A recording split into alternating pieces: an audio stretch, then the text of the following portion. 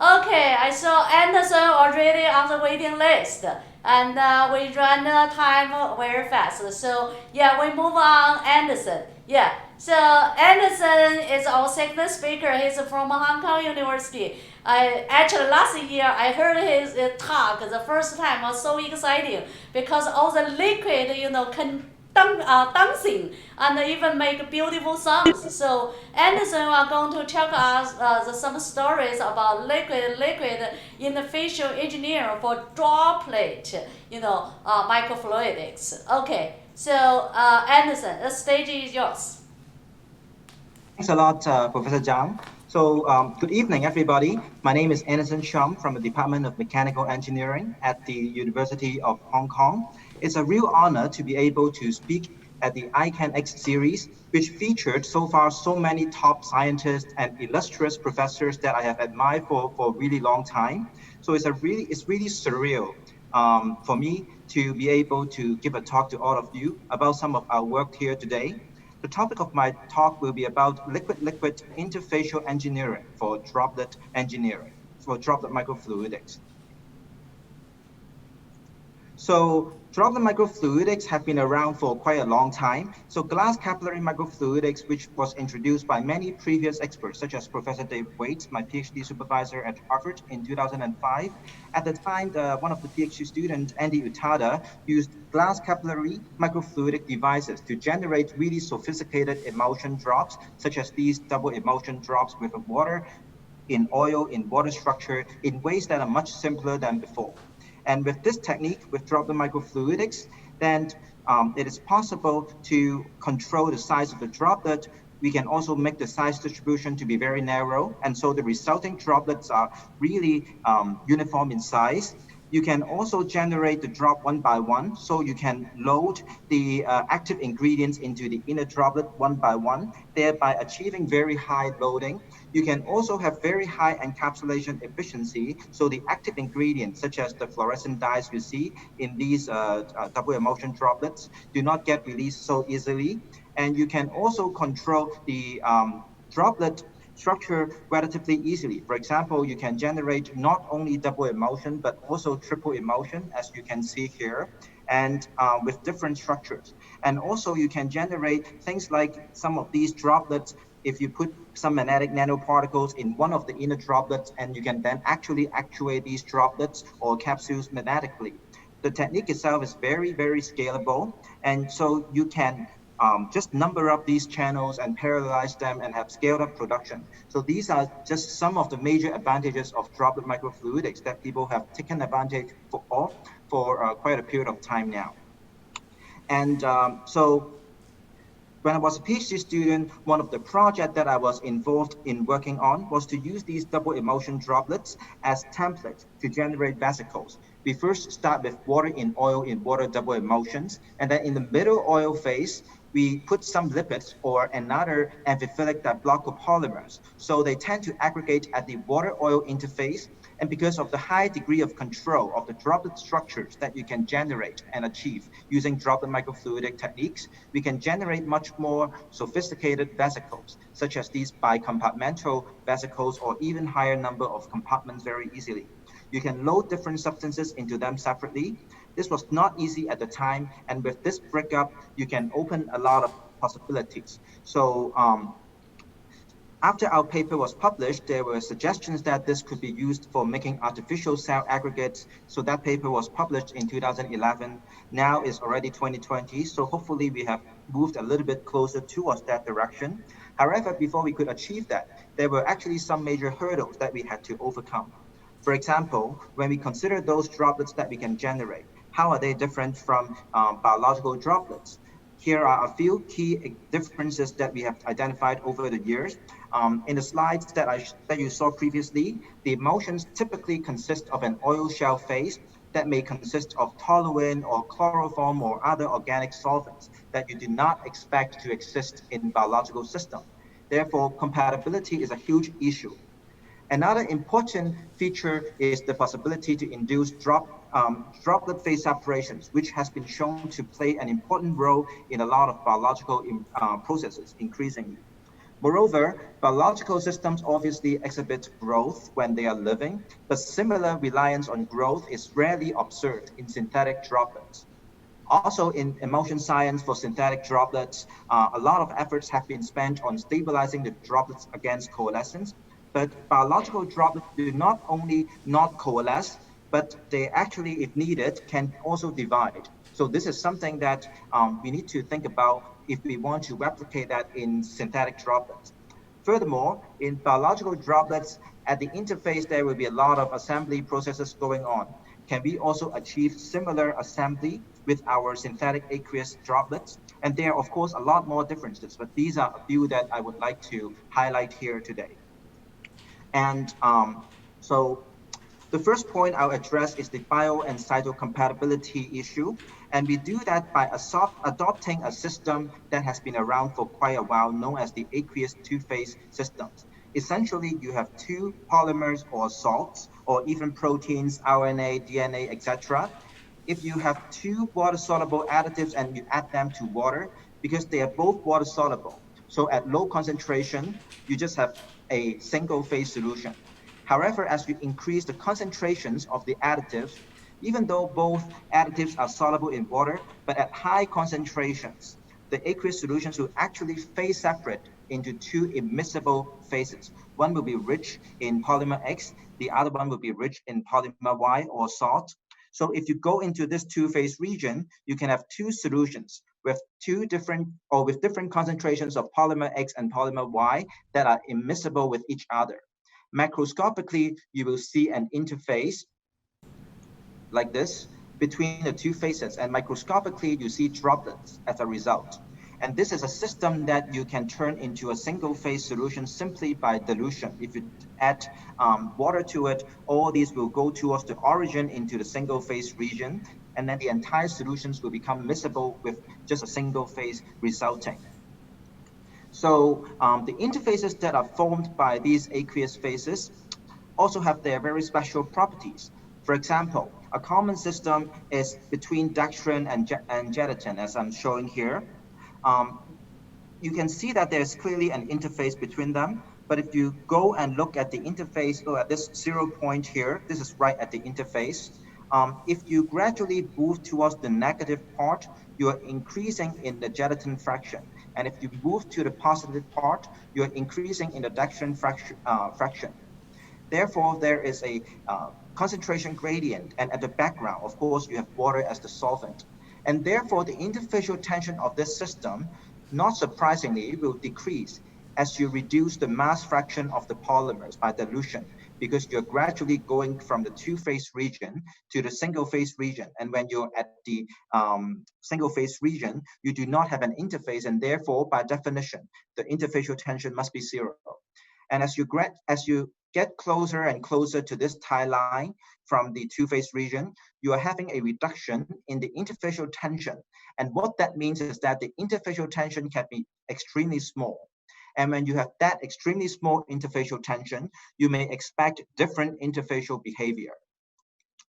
So when the interfacial tension is very low, for example, much less than 10 micronewton per meter, all the tricks that I've shown you in the previous slide at the beginning of my presentation, where you see the formation of those nice double emulsions, do not work, because the breakup of the jet is typically driven by capillary instability, or sometimes known as the plateau radial instability, which is driven by a high surface tension. So when you have such a low interfacial tension, you can just form a jet, and the jet doesn't break up. Various groups, including ours, have demonstrated that you see all kinds of corrugations. For example, even the noises from the syringe of the pumps will generate corrugations in a tubing that feeds fluids into the microfluidic device, and this is sufficient to cause corrugations in the jet. And electrical perturbations will also generate corrugations, but very difficult to break the jet into droplets. In fact, even something as minute as sound can generate perturbation. For example, as I have a water with a very low interfacial tension, and if we play music to the tubing that's feeding the fluid into the glass capillary device, you can clearly see that the interface becomes corrugated according to the music. The amplitude of the corrugations will change with the volume of the sound, and the frequency of the corrugations will change with the pitch of the sound. And in fact, this was something that captured the attention of some artists, and we actually worked with them to do a small exhibition. All these just highlight the testament nature of the interface, very low interfacial tension. We have to think of a way to these jets into droplets in order to use the technique in droplet microfluidics. So we have to understand the mechanism of the jet breakup at such low interfacial tension. You can see in this diagram here that the typical interfacial tension, the scaling between the jet radius and the time during the breakup process follows a very different relationship than that for a curve with a very low interfacial tension. And these jet shapes are self-similar during the breakup, and we can come up with a length scale with respect to time following this expression with an exponent n. If we estimate this exponent n and plot it, clearly when the interfacial tension is low, we have a very different regime than in the high tension regime. It turns out that this low interfacial tension regime, the breakup of the jet is driven by diffusion rather than the more common hydrodynamic dominated process. And this is somewhat understandable. We have two immiscible aqueous phases, and so water can still diffuse across them. Small additives may also be able to diffuse across them. And so diffusion is possibly making a very important role in these processes.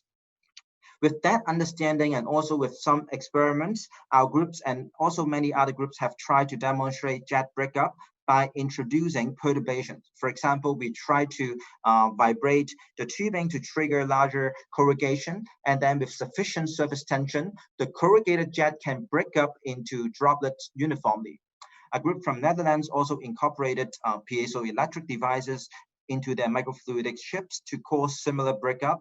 Scott Tsai's group in Ryerson in Canada have also varied the pressure that drives the fluids into the devices to cause breakup, or program the pressure profile to induce the breakup of the jet to form uniform droplets. With the aqueous two-phase systems, if we can just introduce completely biocompatible and cytocompatible additives to induce the phase separations of the aqueous solutions, the resulting droplets will be completely biocompatible or cytocompatible. Another characteristic that we have to consider, therefore, is the phase separation itself, which are very well known in biological cells and cytoplasms and becoming increasingly well known in synthetic systems. So Cliff Brangwyn, Tony Hyman initially introduced a lot of these liquid-like behavior during the development of germ cells in C. elegans, and also very active liquid-like behaviors in the nucleoles of these Xenopus frogs. And since then, there have been an explosion of investigations trying to understand the role of these so-called membranous organelles, or sometimes known as liquid organelles in cells. Our systems shares a lot of common features, and so we would like to use them to understand some of these processes, and we can also possibly introduce aqueous phase separations in our synthetic droplets. For example, what we've done before was to put two additives into the droplet phase, and then we can use osmosis to trigger the droplets to phase separate again. We can then get smaller droplets within our emulsion, thereby achieving double emulsions. And recently, we have also shown that you could control the concentrations of, for example, PEG and salt in a droplet, and subsequently go from the single emulsions all the way to quadruple emulsions. I will talk more about that later. And other groups have also demonstrated that you could introduce aqueous phase separation in these droplets to achieve different structures, such as these Janus structures with different sizes of the fluorescent parts here. The idea is that you can first generate a droplet that is immiscible with the continuous phase, and because water can still diffuse across the interface, so the interface behaves essentially like a semi-permeable membrane. And as water is extracted from the droplet, the concentrations of the additives in the droplets increases, and that drives another step of phase separation. And this additional step of phase separation can lead to formation of one more layer. And if you repeat that 2, 3, or 4 times, and then you'll get 2 layers, 3 layers, and 4 layers more. This is a video showing a droplet in a microchannel. As water is extracted out from the droplet, you can see that phase separations happens layer by layer. And each time you have a phase separation step, the number of layers of the droplet increases by 1. If we try to start from concentrations, for example, around here, near these red dots, then when we increase the concentrations, we are moving out to the two-phase region.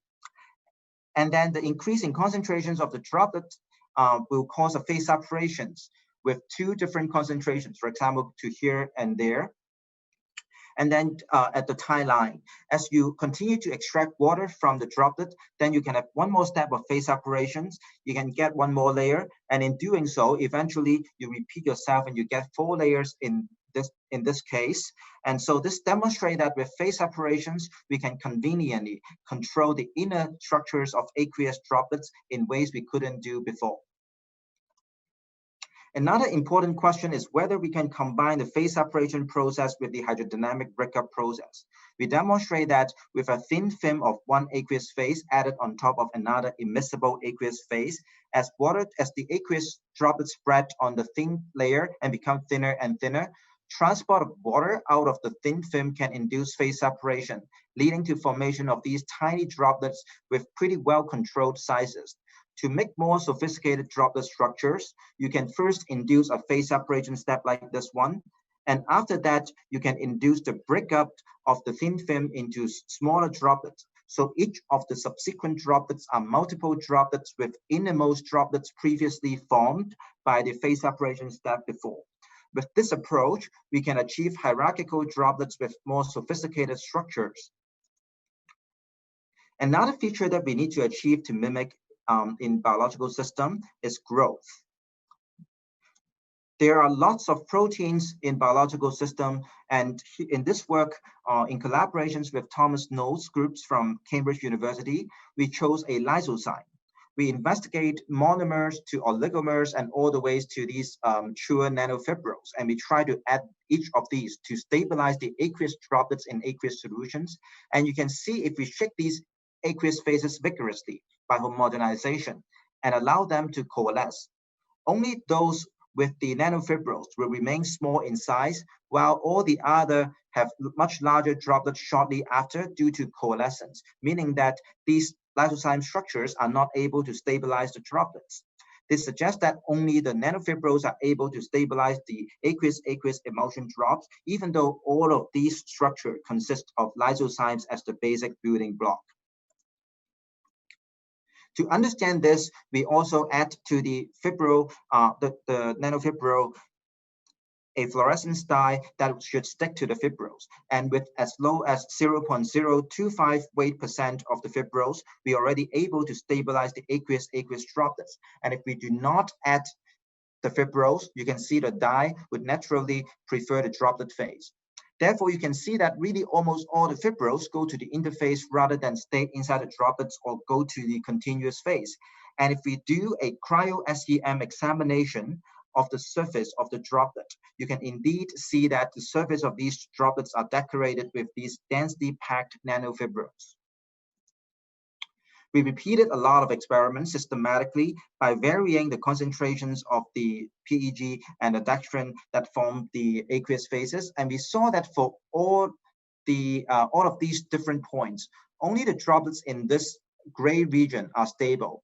And these are the stable dextrin droplets in PEG solutions. And if we move to the right, we don't have any stable droplets. If we move towards the origins, we don't have any stable droplets. Remember, I told you that as we move from the origin outwards, the interfacial tension will increase. And so this dotted blue line actually corresponds to a surface tension value of about 6 micronewton per meter. And if we have an interfacial tension lower than that, we are not able to stabilize the droplets based on our observations. So we try to do some calculations to see whether this 6 micronewton per meter corresponds to anything special. When we multiply that by the rough total surface areas of all the droplets, the value of the energy actually turns out to be roughly equal to kT, thermal fluctuation. So above this surface tension, the nanofibrils adsorb to the interface with an absorption energy higher than the thermal fluctuations, and therefore will not be knocked away from the interface very easily. And so that may explain why droplets can remain stable. Another boundary line is this red dotted line. As we move from the left to the right of this dotted line, we will start to form dextran in PEG droplets rather than PEG.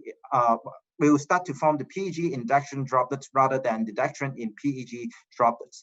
Since the nanofibrils prefer to go to the PEG phase more, if the fibrils enter the interface from inside the PEG droplets, such as those in this case, it will be less effective in stabilizing the droplets because they are stabilizing from within rather than stabilizing from outside the droplets. So when we are going from the outside for the stabilization, the nanofibrils can act like cushions against coalescence with each other in this gray region, but when they're inside, they cannot have the same effect. And so that may explain why we have this red dotted line boundary. Another interesting thing that we also notice is that if we go to this region, which is supposed to be an unstable region because the surface tension will be too low and thermal fluctuations is expected to knock the nanofibrils out, making them ineffective for stabilization. However, if we continue to allow these nanofibrils to grow in size by polymerization, we can actually extend the stable region outwards. So this is one of the first demonstration of emulsion stabilizations through polymerizations of these protein fibrils after attachment to the interfaces. And the polymerization process can be thought of as a growth process. If we add some permanent cross-linker to the system, we can actually permanently cross-link these fibrils and form these fibril capsules that we call fibrillosomes, which are essentially protein vesicles that can be potentially useful for encapsulations and release applications. Now, we also try to look at another characteristic, namely division. Now, if we try to look at this system again, we notice that if we add lysozyme nanofibrils to a very high concentrations, unlike in the previous case, then we'll have more than enough nanofibrils to stabilize the interface of the droplets, and the remaining one will form a network at the center of the droplet. Then the excess nanofibrils forming the network inside the droplet can be used to provide some functional structural integrity to the droplet. So in this case, as we provide an osmotic shock to the droplets, sucking water out from the water droplets, the droplets with the network inside actually can start to show protrusions and eventually break up into smaller droplets. This is something that you don't see when the nanofibril concentrations are very low. And as you increase the fibril concentrations, you are essentially osmotically stressing your nanofibrils more, and you are dehydrating the droplet more. You can eventually cause them to break up into larger number of smaller droplets. We have this map that we can go from no division to single divisions and to multiple division.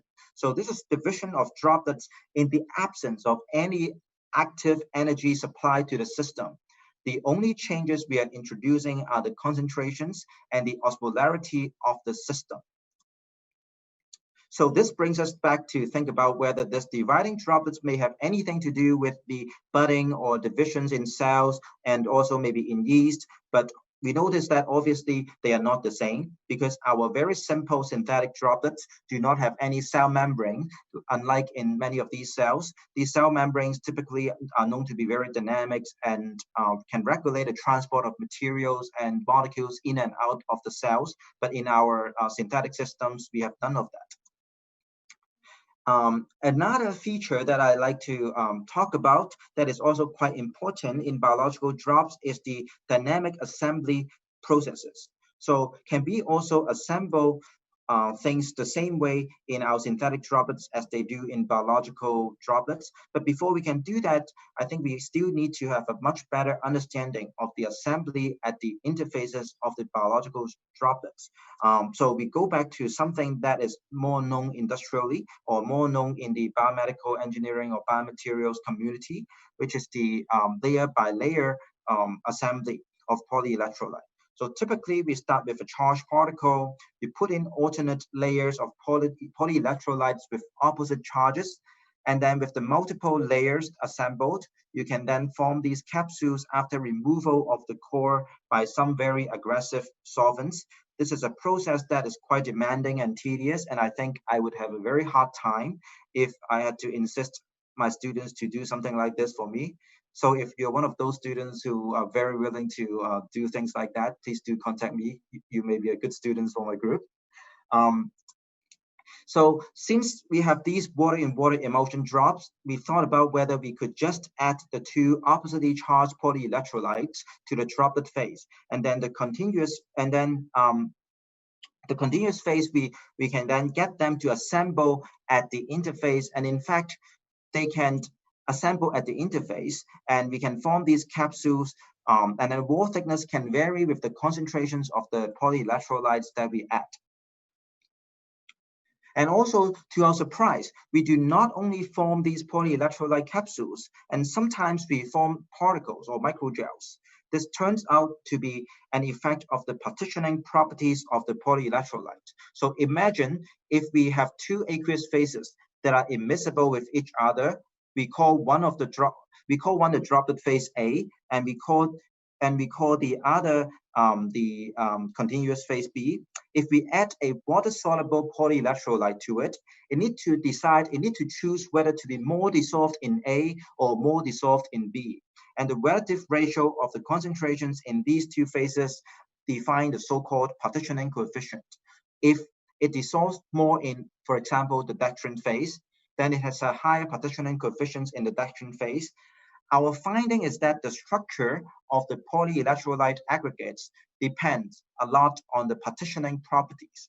If we add the polyelectrolyte that likes the droplet phase to the droplet phase, then there is less driving force for the polyelectrolyte in the droplet to move out of the droplet towards the continuous phase. So they tend to stay within the droplet.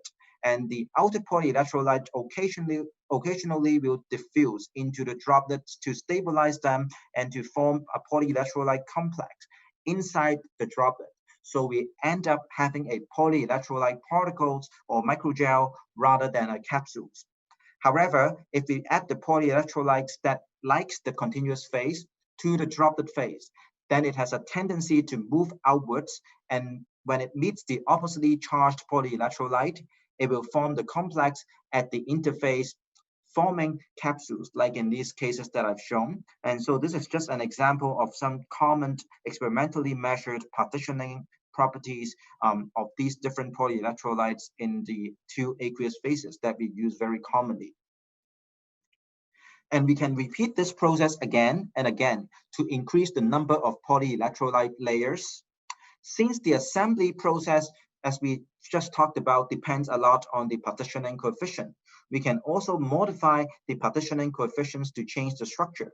For example, if we start below pH 7, then we can form capsules. If we start around pH 9, then we should form microgels according to these relative ratio of the partitioning coefficient. And in fact, that's what we can see from our experiments. This process also works for other macromolecules such as nanoparticles, proteins. If you add charged proteins to the systems and do similar things like we did to the polyelectrolyte, you can form these protein-protein hydrogel particles using the water-water emulsion as a template. Essentially, we are saying that by using the water-water emulsion drop as a template for forming materials, for forming particles, capsules, etc., we can take advantage of the partitioning coefficients to control the assembly and the particular structures that we can form. Obviously, when we are using water droplet in air or water droplet in oil, we cannot observe the same things because we do not have this partitioning properties. With this, I hope you are convinced, like I am, that this is a very useful system using bio and hydrodynamic droplets. We can take advantage of the properties of water-water interfaces, and we can also incorporate some microfluidic techniques to achieve bio and cytocompatible, dynamic, controllable, and selective structure and synthetic systems that can mimic biological properties. Using this system, in fact, a lot of people have been doing quite a lot of very interesting studies, both on the biological droplets side, for example, Cliff Brangwing's group, and also on the synthetic side, such as Christine Keating's group, which has done a lot of work using these phase separations in synthetic droplets for micro compartmentalizations for bioreactions. Another type of area that is also expected to play an increasing role is, for example, the use of these bio and cytocompatible systems to achieve responsive materials, patterns, structures by printing. But before we do that, there are several things that needs to be done. With printing, typically we can either start with using droplets or using liquid jets as the dispensing units to be printed.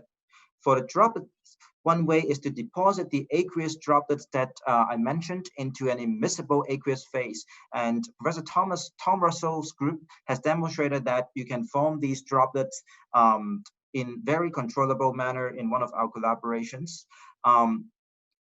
Another way is to use jets, as I mentioned, as the basic printing units. Our group has done some work using electric field and electric charging to control the behavior of a liquid jet. You can see that for electrified jets, there are three regimes: the jetting, the whipping, and the coiling regime. So this is the whipping now in this video. So this is jetting, coiling, and whipping.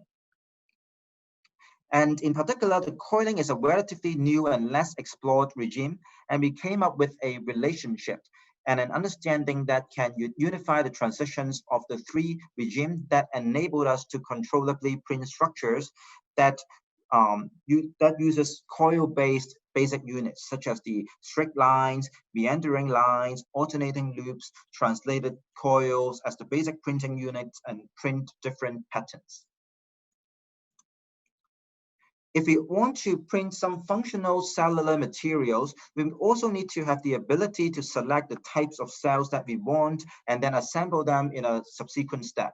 Towards that end, we have to introduce a microfluidic system that allow us to collect an arbitrary number of droplets containing an arbitrary number of cells or other targets inside them.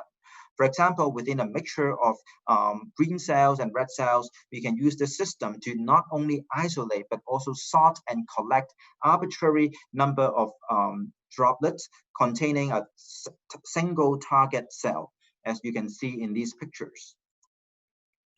With a technique to identify and select the cells, we also have another technique for assembling ensemble of cells into cell sheets or cell monolayers using our aqueous interfaces. We can achieve an assembly of cells at the interface in a very well-controlled and very well-organized manner.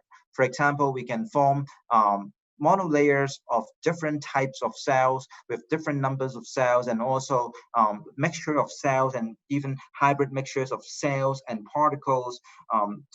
So all of these together can help us achieve more controllable printing, consisting of cell suspension as the ink to form certain cellular aggregates.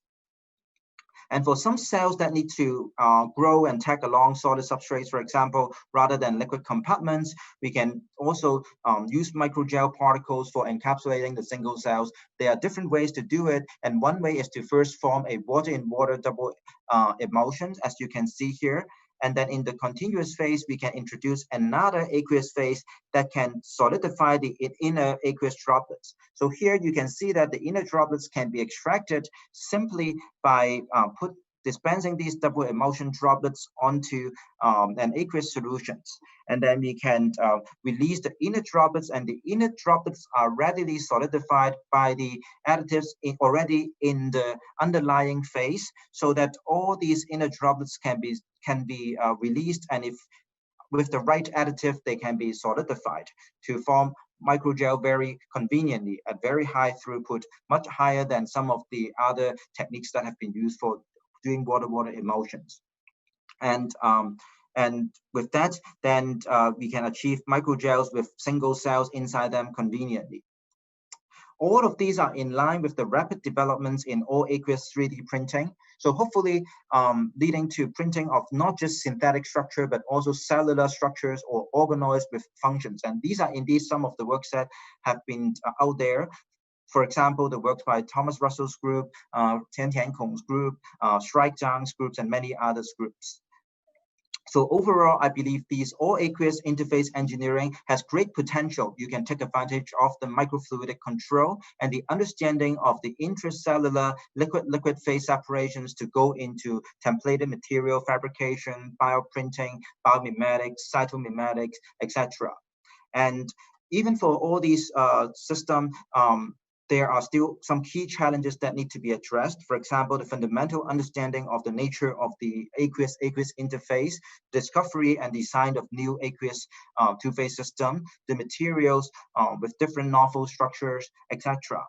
So with that, I thank you all for your attention, and I'd like to thank all the students that did all the really good work. They are all wonderful students. So many of the students who worked on these include people like Yu Chan, Jingmei, Sibyl, Shipei, Nanang, Deng Yi, and Teddy, and Jacob, and Jingshuan, and many others. And of course, I have to thank my collaborators both in Hong Kong U and outside, and our funding agencies. And also, again, I'd like to thank the organizers for having the Microsystems and Nano Engineering Summit last year, and for giving me the chance to speak here today as one of the young scientists. I would like to encourage everybody in the audience to have the strongest support to this wonderful, wonderful conference in 2020. It's going to be online, so it will be accessible to all of you, just like this talk. Thanks a lot again. Thanks a lot again. Okay, great. Yeah, so thanks, Anderson, for you give this advertisement. Yeah, you already a big demo here. Yeah, so there are a few questions come out for you. First is, yeah, Professor Anderson. Yeah, it's amazing talk. So I'm wondering for the droplet division, does it limit to water, interface, or it can be any liquid? The aqueous phase separations actually is a pretty general phenomenon. So that's a very good question. However, if you imagine if you want to have phase separation between water and oil, that phase separation does not happen at normal room temperature or normal room conditions. You may have to go to very elevated temperature or under very special conditions. But the advantage of aqueous phase separations is that you can achieve all of these at the same temperature simply by varying, for example, the concentrations by osmosis, etc., or without changing the environment drastically. And I believe that could also be one of the reasons why biological droplets tend to rely on aqueous phase separations rather than other systems. And likewise, if you think of some of these phase separation behaviors between gases and liquids, you can do that, but you may have to go to vacuum system and go to more extreme environmental conditions. And so this aqueous two-phase system, aqueous interface engineering just provide a convenient platform and model for us to study many of these very intriguing phenomena that we can see. Okay, great. The second question is for the layer-to-layer assembly. Yeah, for the drug delivery. He's worried about how about the efficiency and how about the yield. The successful ratio. Yeah, can it be always 100% or 50% or something like that? I see. So that's also a fantastic question, because I think you may imagine if you use some of the more conventional layer by layer process, the process can be very tedious, but people can still do it. With this system, if you pick the right polyelectrolyte combinations, they can actually form the polyelectrolyte membrane quite robustly. So it's a matter of choosing the right system, and you can, for example, investigate that by studying the mechanical properties, by studying the assembly steps.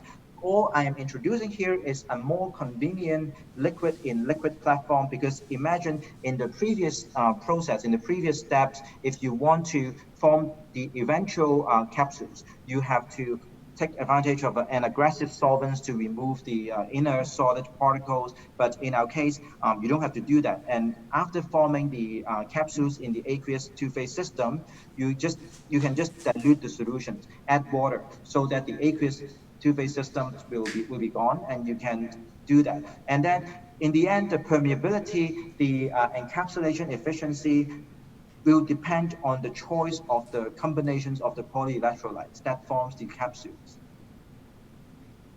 Okay, great. Last question is from me. So you mentioned about the bioprinting, in the last few slides. I'm Yes. wondering what's the big difference for you may know, long time ago, it's a deep pen, the process, Yes. to Yes. writing on all this. Yeah. So what's the big difference between this? What's the big advantage of this bioprinting? Yeah, so that's a very good question as well. So I think the printing process itself is the same. We still use maybe a translatable stage with different nozzles to dispense the liquid. But here, the liquid system allow the chance for us to build in processes such as aqueous phase separations, and we can also use solutions that may be more amenable to the growth and sustainability of biological cells. And we can also take advantage of the partitioning properties to move the cells in the printing ink and compartmentalize them. So essentially, this may provide us with a way to bring us closer to the type of hierarchical assembly, hierarchical structures that biological systems have seen. So I think the more traditional ones with the deep pen lithography or nano printing, etc., you have to rely on making the next nozzle itself small enough to build the structure. But here we can take advantage of the aqueous phase separation process to enhance the complexity of the structure. And hopefully that is something that we can put to good use in the next year or so. Okay, great. Yeah, so thank you, Anderson. Yeah, I Thank you want so to much. deliver my certification for you. Yeah, so Thank you so it's much. my great honor to have you here. Okay, let me see. Okay, I must turn on this.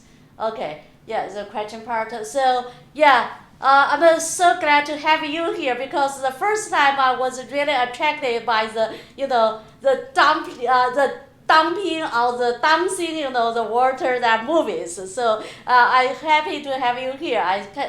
Really great to see so many latest results from your group, and it's exciting. So iCANX-Talks, connect the world and universe by your technology. Anderson, that's for you.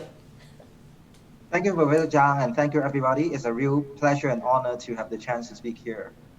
Okay, as you say that today is very special. We have this My Young Scientist lectures. So yeah, all the peoples here, Chunjiang, Xie Hou Xu, Professor Cui. Can you turn on your cameras to get on the stage? Yeah, please turn on your camera. Yeah, we'll have all of you get on the stage. Yeah, so everyone knows that actually today we are so happy, because this was a group of peoples. They are all from the event. Anderson just emphasize on that is mine the young scientist lectures, the forum we run for several years. So you already heard the story from Chunjiang, you will hear the story from Xie and Hou Xu later. So now I want to give you some time, to discuss all these young scientists, how they grow up so fast, how they're doing so well. My first want to ask for Chunjiang. Chunjiang, I give you the nickname is like the Rocky. You really, grow up really, really fast and doing so well. And then you found in the very special kind of area. Many people was talking about soft electronic and some things. You found Robert, right? How you found that? Yeah. So, Dr. Dan, thank you very much again. I think I like the nickname, and I'm very humbled to accept it because that's I'm a fairly a junior faculty, and we're still trying to grow. So yeah, hopefully we can do a better job in the next couple of years. In terms of topic we're choosing, actually, I think. Also, I would like to thank my former advisors, Hanjin Jan at Arizona State, and also John Rogers at Northwestern now. So they really bring me into a very fantastic emerging field. And I think their working, especially their working style, has been really inspired me. And in particularly, I would say this is looking for a problem. It's very important step to build up your career. And what specific problem you're gonna work with, and also being super critical to your career success. So I would say for my case. So we actually have been really trying to look into some of the challenging problems, and I think the how to seamlessly to merging the biology and the electronics. It's really challenging. There are some of these solutions over there, but those solutions maybe have some sort of imperfections. So we want to really push the limit and try to have this rubber electronics as one of the solvers, which my group also doing several other technologies that also eventually can helping to solving this great challenge. Okay, great. So, 谢希, next to 纯江, yeah. So, oh, 谢希, can you hear me? Yeah, what are you doing now? Yeah, so you looks like from some other place, like from space. Yeah. Because your glass always turning, to different colors. It's okay. Can you hear me, 谢希? Yeah, I can hear. Yeah. Okay. So that's great to have you here. Chunjiang says, it was still growing in these areas, but I saw you come back to, mainland China just a few years. You came on the topic the productive is, your group was very productive. Can you tell us some magic, in Zhongshan University? Yes. Firstly, thanks for the opportunity to share my experience here. As for me, I'm still a junior faculty, and still there are a lot of space to grow. And for my recent progress in China, actually, I did not imagine that I could get this space when several years before. Actually, I did not imagine that I could achieve so much progress for the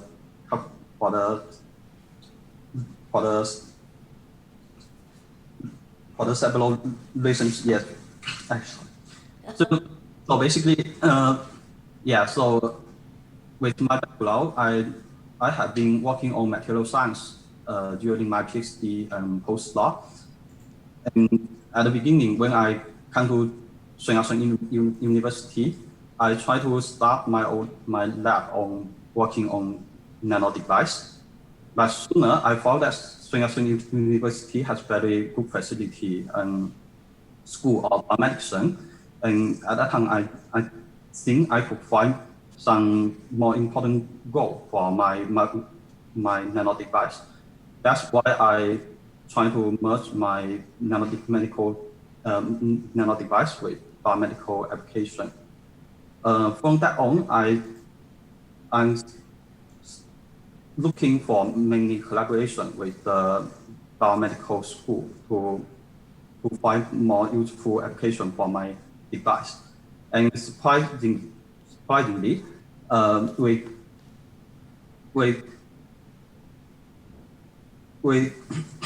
we dig out many interesting applications, and those applications have come out some very interesting results. So that's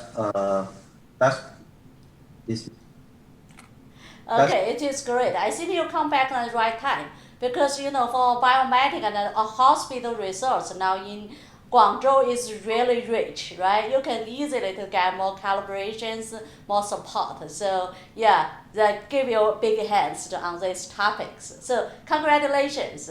So Anderson, yeah, just now we're all excited by you, wonderful work. So how many students you have?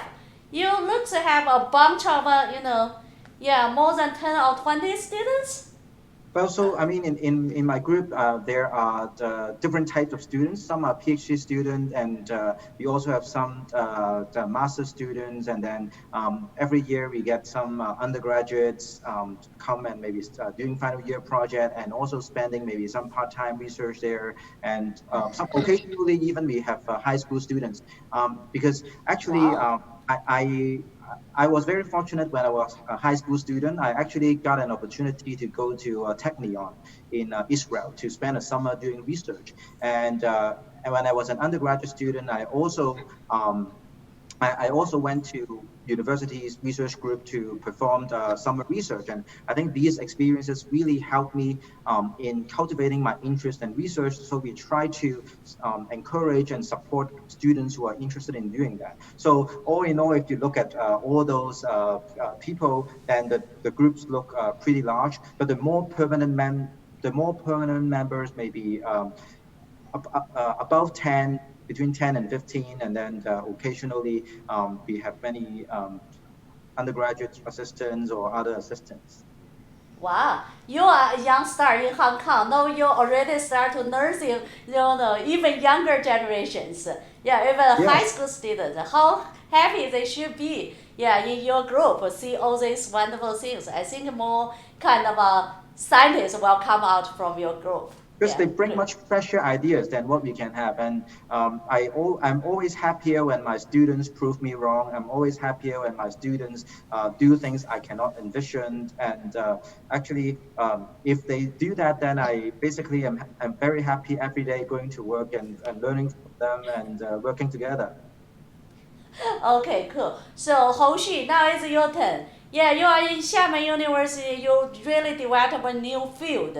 So can you tell us the backstories for how you found this kind of trick to develop this new field? Many people have never heard of that. Yeah. Thank you for your question. So for me, just like because I like watch the science fiction movies, and also Kind there of are many long. inspiration from this movie, many scientific fiction movies. So most of my current research interest, I mean the research direction is inspired by Stargate. Later I will talk about this story about how inspired me to do my current research. Thanks. So yeah, it's Yeah. exciting. You can control, several different phases, to get together. That's really, really exciting. So Yeah, yeah, I just want to like play with water as a gate. So I will give the it details is. later. Yeah, Yeah, thanks. so that's really interesting. So all this for young scientists come out is because one people, yeah, one person, yeah, one super scientist who is still next to to this for young science. It's Professor Tianhong Cui. So Professor Cui, yeah, so yeah, I want to give you more time to introduce about how you founding all these young generations, how you nursing all of them. Yeah, please. Very good. Thank you very much, Professor Zhang. Thank you for your nice introduction. And it's always my great pleasure to interact with young scientists. I'm feeling old when you guys make a wonderful talk like Chunjiang and Anderson, and it will be followed by another two talks from Xu and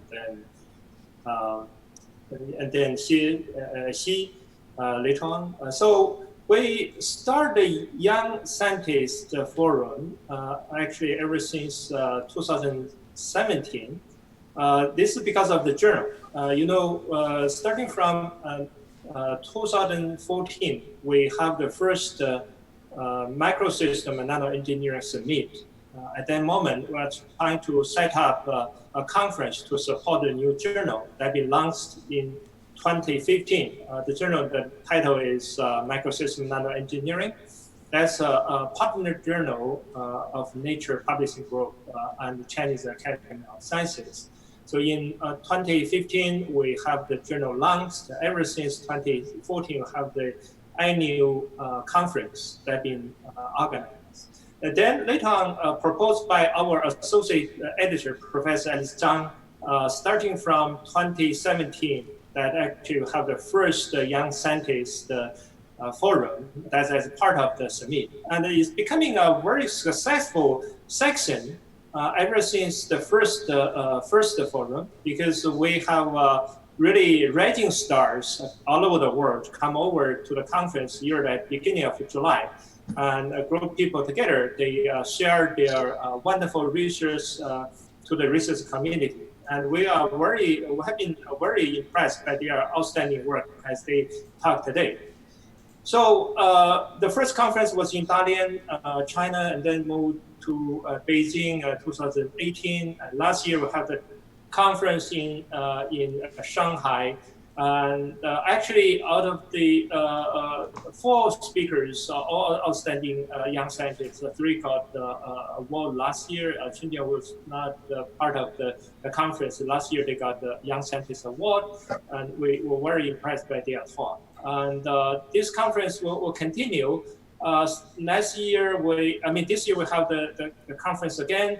Out of last year's conference, we also invited young scientists to submit their paper to the journal, Microsystem Nanoengineering. And you see there are 3 papers being highlighted. That's from the 3 speakers. And actually they published their outstanding work in the journal.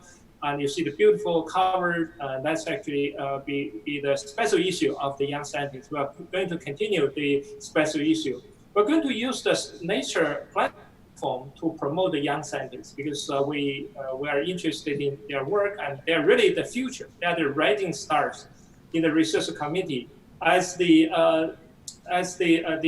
executive editor-in-chief, very much support their work to the next level using the current existing platform of Nature and Chinese Academy of Sciences. Back to the journal.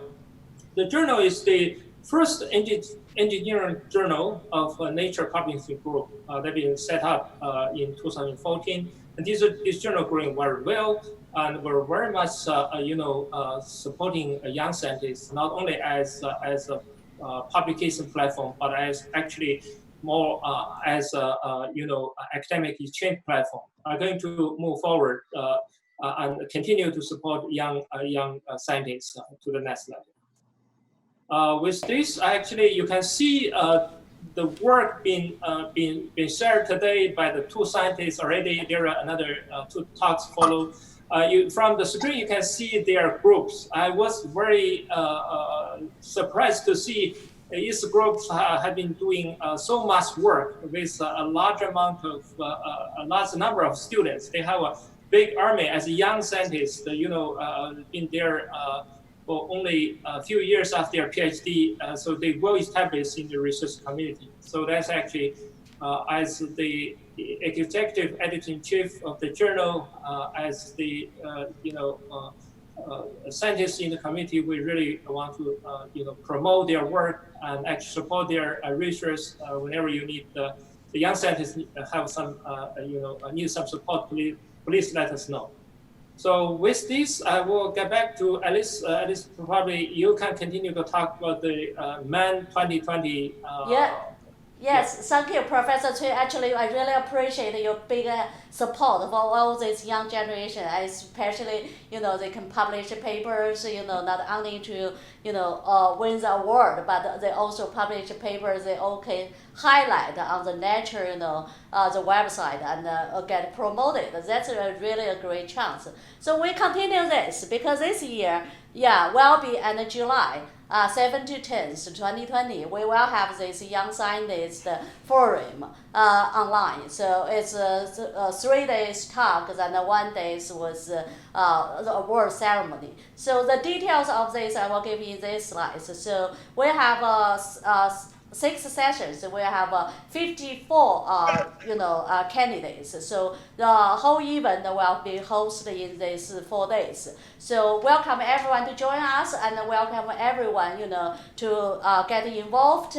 It's a stage for the young scientists. It's a stage for everyone.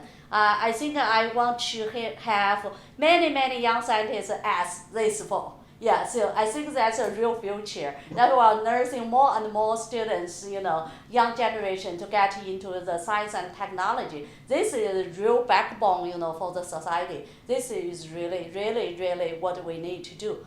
So after this short, dialogue, I think it's time to go back to the, talks. So Professor Cui, you will introduce the, following 2 speakers.